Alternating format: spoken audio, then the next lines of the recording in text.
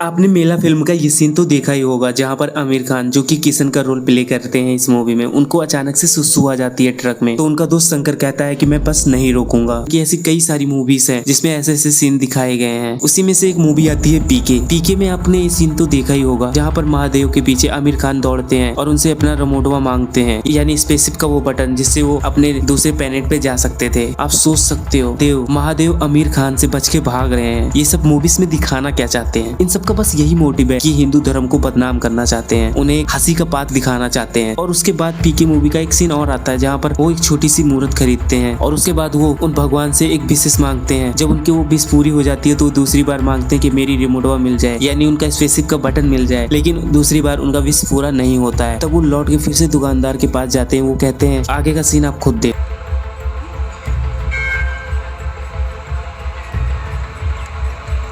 भगवान का बैटरिया खत्म हो गई है का? थोड़ी देर चले फिर भूल आ गए। क्या क्या मतलब नया बैटरी लगा दो, किधर लगता है? अरे भैया इसमें बैटरी नहीं पड़ती, तो काम काहे नहीं कर रहा? मैन्युफैक्चरिंग डिफेक्ट है। अरे कोई डिफेक्टिव पीस नहीं बनाते भाई हम।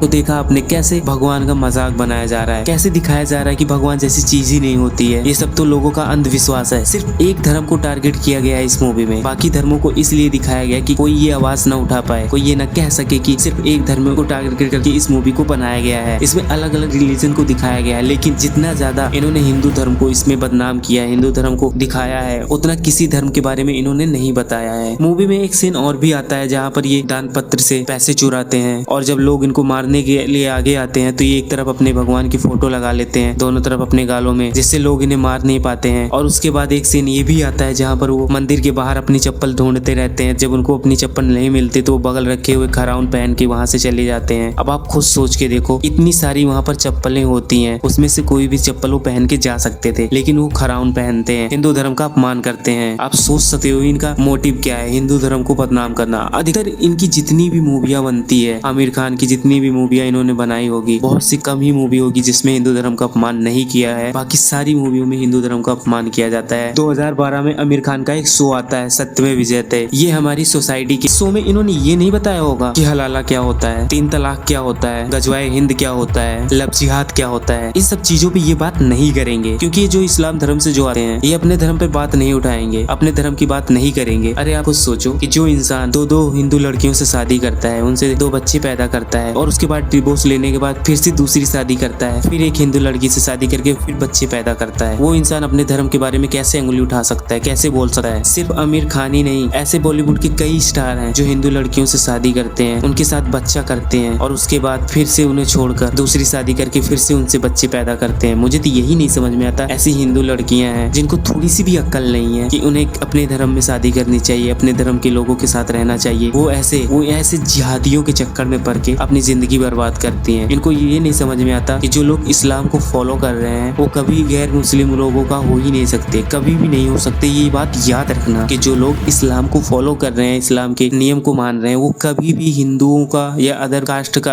अदर रिलीजन लोगों का कभी भी नहीं हो सकते, क्योंकि इस्लाम धर्म में यही समझाया गया, यही बताया गया है कि गैर मुस्लिम उनके नहीं है। तो आप खुद सोचो, जब उनके धर्म में ये बताया जा रहा है कि गैर मुस्लिम या गैर लोग उनके नहीं है, वो आपसे प्यार कैसे कर सकते हैं? आप सोच के देखो। वो उसी चीज को फॉलो करते हैं जो उनकी मौलवी बताते हैं, जो उनके धर्म में लिखा हुआ है, जो उनकी कुरान बताती है, उसी चीज को फॉलो करते हैं। सोचते हो कि बच्चे पैदा करने से या 1-2 लड़कियों से शादी कर लेने से कौन सा हिंदू धर्म खतरे में पड़ जाएगा? आप सोच के देखो, ऐसे न जाने कितनी लड़कियां हैं, ऐसे न जाने कितनी लड़के हैं जो कि मुस्लिम धर्म में कन्वर्ट हो चुके हैं। काफी सारी ऐसी लड़कियां हैं जो लव जिहाद के चक्कर में पड़ के धर्म बदल लेती हैं। आपने सैफ अली खान के बारे में भी सुना होगा। सैफ अली खान ने भी 2 हिंदू लड़कियों से शादी की, 2 बच्चे किए, जिनका रिलीजन मुस्लिम ही है और उनका नाम भी अपने धर्म से रिलेटेड रखा है। अब आप ये सोच के देखो, जब ये हिंदू लड़की से शादी करते हैं तो हिंदू धर्म का एक शख्स कम होता है कि नहीं होता? बॉलीवुड में आप किसी को भी देख लो, ज्यादातर जितने भी मुस्लिम एक्टर हैं उन्होंने कभी भी मुस्लिम लड़कियों से शादी की ही नहीं है। उन्होंने शादी की है सिर्फ हिंदू लड़की से की है और उन्हें कन्वर्ट करके अपने धर्म में बनाया है, अपने धर्म में लाया है। और यही सीन यूट्यूब पर भी चल रहा है। यूट्यूब में जितने भी फेमस लोग हैं मुस्लिम धर्म से रिलेटेड हैं, उन्होंने भी यही कांड किया है। उन्होंने हिंदू लड़कियों को अपना बनाया, लव जिहाद में फंसाया। लेकिन जो हिंदू लड़कियां हैं उनको थोड़ी सी भी अक्ल नहीं है, उनको ये तक समझ में नहीं आता कि उनके साथ क्या हो रहा है। मुझे तो ये नहीं समझ में आता, उनको ये तक नहीं पता कि जो लोग मुस्लिम धर्म है, मुस्लिम धर्म को फॉलो कर रहे हैं, उनके कुरान में ये लिखा हुआ है कि गैर मुस्लिम लोग उनके नहीं हो सकते, तो वो भला आपके कैसे हो सकते हैं? आपको पता है कि ये लोग जिहाद क्यों करते हैं? लोग जिहाद इसीलिए करते हैं ताकि इन्हें जन्नत मिले, और जन्नत में जाने के बाद इनको 72 हूरें मिलती हैं। जो लोग दूसरे धर्म की लड़कियों को, गैर मुस्लिम को मुस्लिम धर्म में कन्वर्ट करता है, उसको जन्नत नसीब होता है। मेन कारण यही है कि ये लोग गैर मुस्लिम लोगों को अपने धर्म में कन्वर्ट करते हैं, अपने धर्म में लाते हैं, यही सोच के कि इनको मरने के बाद जन्नत नसीब हो। और